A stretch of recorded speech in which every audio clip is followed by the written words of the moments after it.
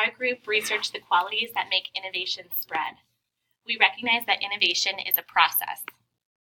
There are 5 qualities. Knowledge. The individual becomes aware of the innovation's existence and starts to understand how it works. Persuasion. The individual develops an attitude towards an innovation through a discussion with a colleague that was triggered by the blog post.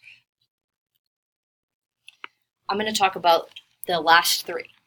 Decision. An individual who is aware of an innovation and has formed an attitude towards it will at some point decide whether to adopt the innovation. This often involves a trial phase by the individual herself or a peer. 4th, implementation.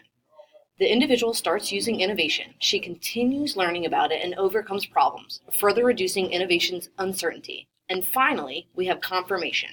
After having implemented an innovation, an adopter will continue to collect information that reinforces her decision. If this leads to conflicting information, the adoption may be reversed.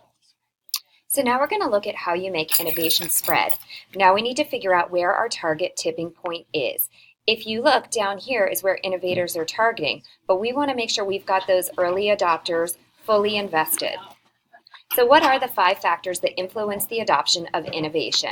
First is the relative advantage. Next comes the compatibility.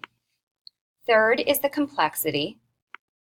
4th is the trialability.